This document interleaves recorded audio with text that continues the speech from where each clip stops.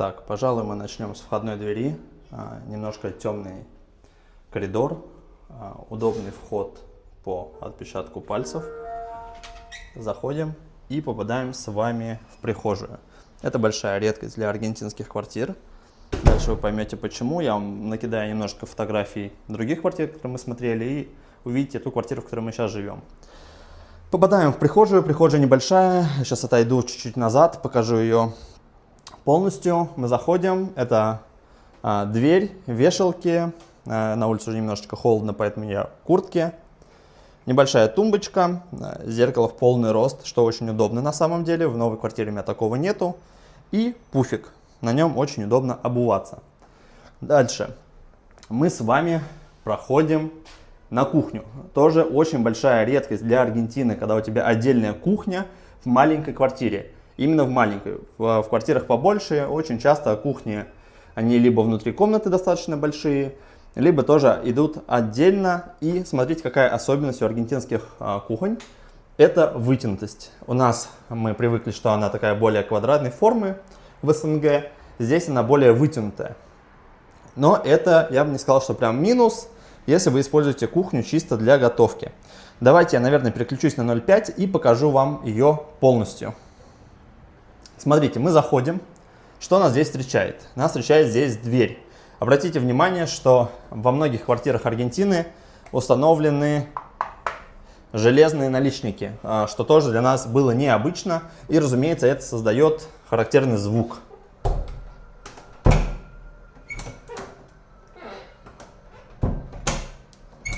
Утром мне это немножко мешает, потому что я встаю рано на работу, и мне приходится очень тихонечко выходить из спальни и аккуратно заходить на кухню, потому что слышимость в аргентинских квартирах тоже достаточно хорошая, да, то есть звукоизоляция достаточно плохая.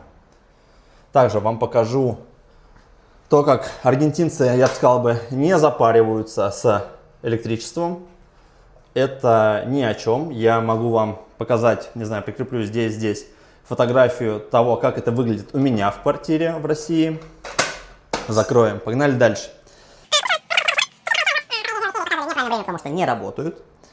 Дальше, что мы здесь видим? Мы видим здесь газ, газовая плита. Также мы с вами здесь видим газовую колонку. То есть мы в любое время года можем с вами сделать потеплее, похолоднее, если нам надо. Но это касается, к сожалению, только воды из-под крана. То есть мы можем попереключать, сделать любой режим, который нам нужен. Но сейчас мы вообще ее выключим, потому что мы с вами отсюда сейчас уйдем. Завтра эту квартиру я сдаю. Также, что мы здесь еще наблюдаем? Хорошее количество полочек, которые у нас здесь есть. И также эта квартира нам досталась с посудой, что тоже очень большой плюс, потому что помимо посуды у нас здесь еще есть мебель. А для аргентинских квартир, которые вы здесь можете снять, это большая редкость. Как правило, квартиры сдают на долгосрок без мебели вообще. Также у нас здесь есть микроволновая печь. Это может быть уже не такая большая редкость, но в нашей квартире, например, в новой ее тоже нет. Пока сплошные минусы по новой квартире, как вы можете услышать, но это не так. Чуть попозже я постараюсь вам рассказать, в чем же плюсы новой квартиры. Также у нас есть кофемашина через вот эти капсулы. Не знаю, я бы не сказал, что это очень вкусно, но имеем, что имеем. Это уже здесь было. Чайник, у которого есть спецрежим под мате. Давайте я вам приближу. Аргентинцы обожают пить мате, поэтому можете сделать температуру под мате и наслаждаться этим прекрасным напитком. Так, что же есть тут еще? Стиральная машина. Это тоже очень большой плюс для Аргентины, потому что в большинстве случаев аргентинцы предпочитают ходить в прачечные, которые здесь есть, либо на -1 этаже, либо очень часто на крыше. Давайте вам покажу вид из квартиры. Кстати, смотрите, как открываются окна. Они открываются вот так. И это много где так сделано. Вид у нас вот такой, через грязное окно, уж извините. Там вот доделывают дом, ребята ходят. Прикроем окошко. Так вот, да, в этом конкретно доме прачечной своей нет. Да, что вынуждает нас купить стиральную машину, благо она здесь есть. Погнали дальше. Ну, тут шкафчик, где спрятан на самом деле все необходимое для уборки. Ну и стул — это просто база. Как же без стула на кухне? Так, идем дальше. Прихожую показал, кухню показал. Что у нас здесь? У нас здесь большой просторный панорамный зал. Также у нас здесь вот такие выключатели. И обратите внимание на розетки. В данном случае это очень удобные, классные розетки, если вы приезжаете из Европы, потому что у вас есть евровход. В новой квартире такого нет, и это сущая боль, хотя вот эта штука стоит копейки. Единственное, для чего она не подходит, если у вас вот толстая евро есть такая, вот она сюда не входит, но у меня таких приборов только компьютер был. Так, что мы здесь с вами видим? Мы с вами видим большой непропорционально обеденный стол. Прошу прощения за небольшой беспорядок, все-таки я уезжаю, это заберу с собой, и ключи, чтобы в кармане у меня сейчас не громыхали, я их выложил сюда. Большой стул, стулья, я бы сказал, что это скорее какие-то садовые стулья, потому что мы видим здесь еще дырку для слива воды. Видим керамический обогреватель 1, керамический обогреватель 2. Хороши ли они или нет? Да, объясню. Смотрите, в Аргентине нету центрального отопления, как мы привыкли в СНГ. Здесь каждый отапливается сам. Чаще всего идет отопление через кондиционер, как вы можете видеть. Но в данном случае наши кондиционеры не умеют на обогрев, они работают только на охлаждение. Поэтому зимой, когда очень холодно, есть несколько вариантов, как вы можете обогреться. Первый — это кондиционер, как я уже сказал. Второй — это пол с подогревом. Вот в новой квартире это большой плюс, у нас пол с подогревом. И это очень-очень-очень круто, потому что у вас равномерно подогревается вся площадь квартиры. Как мы знаем, тепло поднимается снизу вверх. Плюс или минус иметь керамический обогреватель. Ну, если вы очень богатый человек, у вас очень-очень много денег, тогда, скорее всего, вам вообще не нужна эта квартира, у вас квартира с подогревом пола. Но если, предположим, вы какой-то мазохист, и вам очень хочется, да, иметь обогрев именно керамическими панелями, любите вы керамику, кстати, обратите внимание, она покрашена краской в белый цвет, то вы вынуждены ее включать на целую ночь, потому что ночью очень холодно, как правило, там опускается, вот в прошлом году до 5 градусов опускалось, было прохладно, даже я видел снег, что удивительно для Буэнос-Айреса. Так вот, смотрите, в чем прикол. Эта штука нагревается достаточно быстро, но все ее тепло распределяется по бокам, то есть оно не идет по-хорошему как надо наверх, и она греет какую-то не очень большую площадь. И если вы хотите обогреть всю квартиру, вам нужно ее гонять целую ночь. Да, ну еще и днем там включать, если тоже достаточно прохладно. И это очень затратно. На электричество мы потратили где-то в районе $200 зимой. И это вот только за электричество счет, что достаточно много. Так, давайте пройдем дальше. Тут у нас тоже небольшая прихожая. Здесь вот была дверь. Смотрите, что наличники, они везде железные. Вот. Поэтому это, достаточно проблемно, потому что это шумно. И здесь нету, как вы видите, уплотнителя ни на двери, ни на этой штуке. Не очень удобно. Плюс эти, кстати, двери садятся, когда набухают влагой. Что мы здесь видим? Аргентинцы очень любят шкафчики встроенные. Здесь у нас вот это все нам досталось при заезде. Это постельное белье, гладильная доска, штанга для того, чтобы вешать вещи. Давайте я вам покажу санузел, туалет. Туалет очень маленький. Смотрите, 0,5. Я боюсь, что я сейчас даже не знаю, как это все показать. Но, во-первых, так, давайте я пройду, не знаю, вот куда-нибудь вот сюда в душ встану. Оп. У нас очень маленький душ, да. Здесь мы видим полку. Это полочка, там тоже можно что-то поставить. Раковина. Видим, закрою дверку, сам туалет и биде. Биде очень распространенная тема в Аргентине. Скорее всего, во всех домах, в которых вы будете жить, у вас будет эта штука. И смотрите, какой большой плюс. Да, кстати, вот из минусов это вот эта лейка, которая такого американского типа, очень неудобно, но можно купить переходники, ее убрать, другой насадить, короче, так себе. Плюсы, да, окно.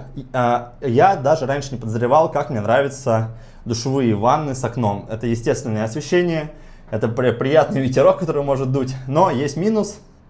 Оттуда веет холодом, разумеется, у вас очень холодный туалет, извините, зимой. Вот, и также, зима у нас, кстати, наступает, сейчас у нас осень, да, у нас все наоборот в Аргентине по сравнению с Европой.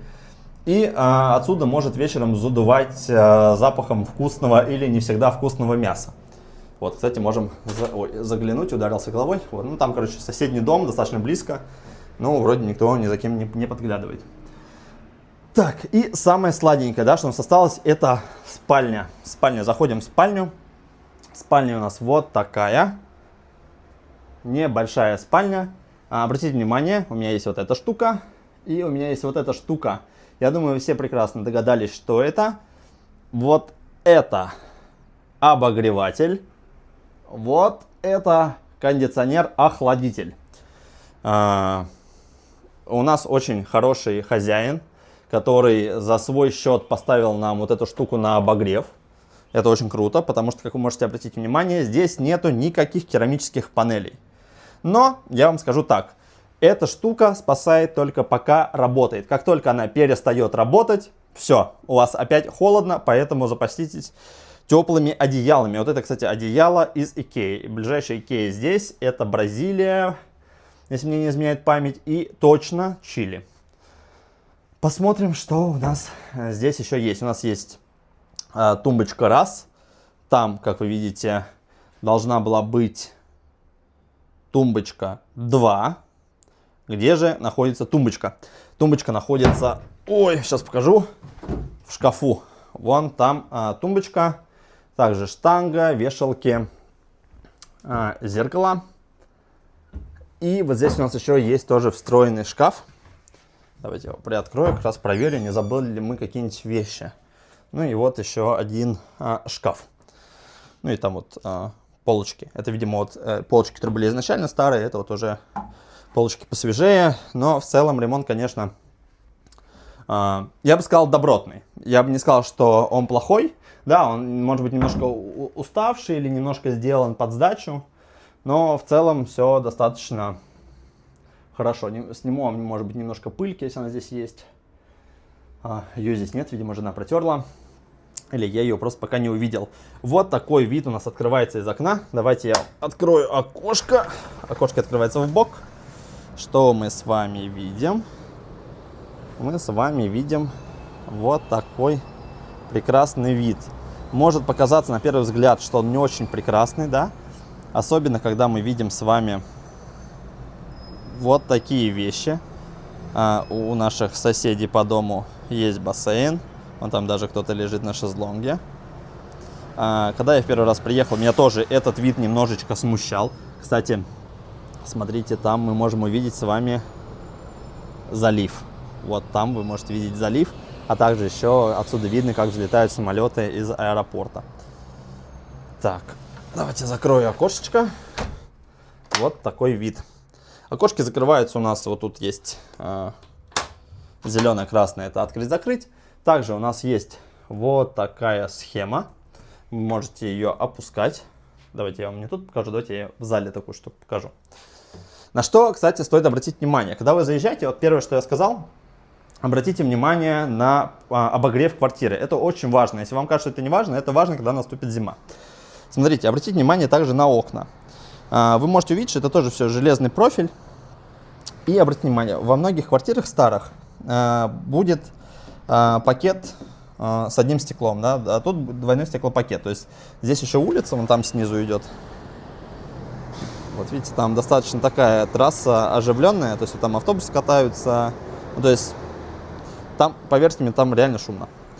Вот, поэтому смотрите, если у вас вдруг у дороги или на сторону дороги выходит, смотрите, чтобы у вас были хорошие окна, и это также еще вас спасет зимой, если у вас будут хорошие стеклопакеты. Это стеклопакеты не очень хорошие, они все-таки очень хорошо продуваемые, можем заметить это здесь, здесь, вот послушайте. Давайте я подойду, потому что у меня здесь микрофон. Вот, это слышно, что окна, они не могут прилегать плотно. Вот, так, вот, что же это за штука? Эта штука, вот такая штука. Она опускается и становится более приватно в комнате, но и более темно. Вот, ну и также здесь вот есть такие шторы, да, типа зелененькие, они не блокаут, но тоже что-то скрывают. Смотрите, что здесь еще есть, я вам здесь не буду показывать, потому что я здесь уже давно их не трогал, поэтому не дай бог они сейчас будут не работать. Это их очень частая проблема, это жалюзи. Есть вот такая штука, такой вот канат. Если мы его тянем вниз, мы закрываем роль ставни, да, если их так правильно назвать, с той стороны они находятся. Вот они с такими дырочками, но когда вы их в самый низ опускаете, то они, эти дырочки, смыкаются, и у вас получается blackout. Это очень классная штука, потому что мы сюда приехали со своей blackout шторой, которая лепится на присосках. Ну, мы для Марка, для ребенка нашего покупали. Вот, но здесь она нам не пригодилась. Вот, в новой квартире у нас blackout штора именно вот эта вот такая вот находится. Тоже неплохо, но, например, в зале вот такой штуки нету, да, то есть, к сожалению. Вот так, вот такая вот квартира. Показал вам рум-тум. Может быть, немножечко быстро, да, показал. Может быть, что-то забыл. Сорян. Вот, кстати, тоже вот, это все непропорциональная мебель. Тоже обратите на это внимание, потому что, возможно, вам нужна будет рабочая зона или еще что-то. Вот, некуда ставить. Диван большой, стол большой. Вот эта штука большая. Вы могли бы сказать: Серега, поставь стол вот сюда. Но я не могу его сюда поставить, потому что вот здесь стояла такая многомодульная высокая сушка для белья. И получается, что уже ставить некуда. Вот здесь ставить некуда, тут мало места. Поэтому вот как-то так. Ну, вот этого, кстати, тоже было мало. У нас была своя докупленная штука. Вот давайте я вам быстренько коридор покажу, пока мы с вами еще не ушли. Смотрите, это грузовой лифт. Здесь мы видим, что у нас есть кладовки. Вот наша кладовка, она достаточно большая и очень глубокая. Вон туда мы выносим мусор. Ходит человек, который все это убирает. Зеленое ведро — это для пластика, бумаги, вот этого всего. Черное — для всего остального. Такая вот винтовая лестница, грузовой лифт. И туда собачками еще заходит. Вот. А это обычный лифт. Оля? Это обычный лифт, на котором спускаются все ежедневно. Ну и вот вам грузовой лифт. У него вход на этаж с одной стороны, выход на первом этаже с другой стороны.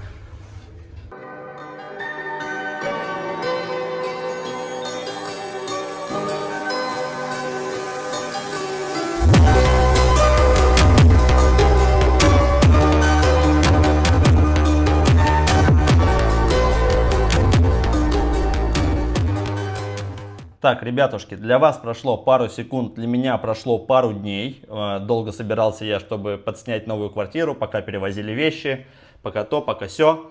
Итак, давайте посмотрим. Вот мы зашли в квартиру, вот она, входная дверь. У нас по правую руку получается небольшая кладовая, где можно что-то хранить. Мы в данном случае здесь храним обувь, куртки и какую-то мелочевку. С другой стороны мы с вами видим шкаф-купе встроенный. Не обращайте внимания на беспорядок, некоторые вещи еще ищут свое место. Здесь вот столько-то полочек, все для мытья дома. С этой стороны у нас тоже полочка и стиральная машина. Закончили с вами с прихожей, которая здесь слабо выражена. Проходим чуть дальше. Тут мы с вами, кстати, на стене видим домофон, всем нам привычный. И одна из классных вещей этого дома — это подогрев пола. Давайте посмотрим на кухню. Здесь кухня, совмещенная с залом. Она небольшая, как вы видите, обеденная зона достаточно маленькая. Дальше мы посмотрим, что тут по ящичкам. Ящички здесь максимально странно установлены. Вот этот стеклянный ящик был предназначен для микроволновки, потому что там есть еще розетка, и глубина этого ящика ровно 35 сантиметров. Мы его используем для хранения посуды. Дальше у нас идет вот тут ящичек, вот тут ящичек. Да, то есть вот здесь он менее глубокий, потому что вот здесь снизу можно поставить вытяжку. Ну и тут ящички, большая варочная панель. Она не индукция, но тоже неплохо, потому что на газу готовить все-таки сложнее. Здесь небольшая поверхность для готовки. Это, я считаю, проблема, потому что когда ты моешь посуду, тебе нужно куда-то это все складывать. Полочек вот сюда мы не нашли, которые по высоте бы нам подходили. Поэтому нужно будет что-то придумать. Скорее всего, это будет где-то вот здесь храниться полочка, которая будет ставиться на раковину. С другой стороны мы с вами видим холодильник и выдвижную полку, вот эту длинную штуку. Холодильник получше, чем в прошлой квартире. Я даже сказал, гораздо лучше. И еще здесь есть прикольный бонус в виде холодной водички, которую можно набрать. Переходим с вами к залу. Основное пространство достаточно светлое, окна в пол, диван, моя жена, кондиционер номер раз, достаточно большой и очень быстро охлаждает помещение. Также у него есть функция подогрева, что тоже плюс. Если отопление еще не включили, а здесь общая бойлерная, и подогрев пола еще, например, не активен, то можно обогреваться кондиционером. Дальше мы видим зону Марка, где он может поиграть, порисовать, что-то полепить. И с другой стороны мы видим мое рабочее место. Я очень долго о нем мечтал. У меня в прошлой квартире его не было. И наконец-то теперь я могу пораскидывать свои вещички на своем собственном столе. В данный момент вот здесь ничего нет. Здесь будет в будущем полка под телевизор. И из-за того, что надо куда-то ставить микроволновку, потому что без микроволновки жить невозможно, здесь будет полка под микроволновку. Пройдем в комнату. Пам-пам-пам-пам. Вот она, спальня. Тут спит Марк, тут спим мы. И теперь, кстати, вот, да, вот второй кондиционер. Тоже на обогрев и на охлаждение работает. Так, здесь у нас шкафчик с вещами. Там не буду показывать, там может быть небольшой бардак. Тоже наши вещи. И заходим с вами в ванную комнату. Здесь у нас по классике большое зеркало во всю стену. Дальше раковина, палочки вкусные, сладкие по запаху. Душ, опять вот этот вариант, который не очень классный, мне не нравится. Но здесь есть большой плюс, здесь ванна вместо душа. Мы как раз давно хотели ванну, даже не для себя, а скорее для Марка, чтобы он мог порезвиться, посидеть, поиграть. И база, туалет и биде. В целом, даже не знаю, что по этой квартире еще показать. Это все. Так, давайте поговорим о денежках. Прошлая квартира стоила $1100, плюс где-то в районе $150 это коммунальные услуги, если мы возьмем целый год и возьмем некое среднее. Потому что летом у вас могло быть там $50 за электричество мы платили, и там какие-то крохи за газ. А зимой все наоборот, там получается сумма вырастает многократно из-за того, что мы как раз топились с этими керамическими обогревателями, и который вот висел на потолке. Новая квартира нам обошлась в $1200, но здесь достаточно высокие траты на ЖКХ, как это называется здесь, expenses. У нас где-то в районе $250 плюс электричество. Сколько, пока непонятно, но предыдущие хозяева сказали, что где-то в районе $30 США. Также я могу вам рассказать, сколько стоил наш переезд. Это достаточно недешевое занятие. Переезд сам из чего состоит? Во-первых, мы должны были заплатить остаток, последний месяц проживания в той квартире, чтобы получить обратно свой депозит. Когда мы нашли квартиру, мы ее посмотрели, забронировали. Бронь стоит целый месяц, то есть $1200 уже ушла в бронь. После этого мы уже встретились, подписали договор. $1200 перешло у нас в оплату депозита. Но помимо депозита хозяевам вы должны еще приобрести здесь страховку и должны еще оплатить, там сейчас несколько страховок, и оплатить еще услуги риэлтора. В данном случае нам повезло, мы не оплачивали услуги риэлтора, но, как правило, оно тоже где-то в районе 1 месяца вот проживания. Слава богу, у нас это миновало, поэтому мы заплатили за страховку. Страховки бывает тут нескольких видов, которые у вас могут потребовать. У вас точно потребует страховку, я уже не помню, как называется, напишу здесь, которая гарантирует, что вы платежеспособны, и если вдруг вы не сможете оплатить жилье, то страховая компания будет платить за вас, а потом к вам выкатит регрессивный иск. Вот, это раз страховка, она стоила у нас $950, что ли, что-то такое, плюс-минус. И также мы заплатили за сам переезд, достаточно много денег. Мы оплачивали такси, покупали какие-то вещи сюда. Такси у нас вышло 200 с чем-то долларов, даже 280 вроде долларов. Пока мы все эти чемоданы перевозили, наверное, можно было заказать какую-то грузовую машину, но мы решили своими силами приезжать, потому что дом не очень далеко, поэтому нам казалось, что это будет не очень дорого. Вот. Ну и докупить какие-то вещи, потому что мы сняли квартиру эту на год, на 12 месяцев, и, как правило, такие квартиры сдаются пустыми. Поэтому нам достаточно сильно повезло, что у нас хозяева, они вот купили нам стол, диван, стулья, кровать, потому что изначально эта квартира была вся пустая, они забирали все вещи с собой. Вот, так что также сумму итогов я подобью где-то здесь. Вот столько стоит переезд с одной квартиры на другую. Если вы приехали сюда впервые и сразу хотите снять квартиру, понятное дело, что вы сэкономите деньги на том, что должны были бы оплатить предыдущий месяц, последний месяц старой квартиры. Ну вот такие дела. Подписывайтесь на канал, ставьте пальцы вверх. Что там еще говорят? Ставьте колокольчик, дзын-дзын. Пока.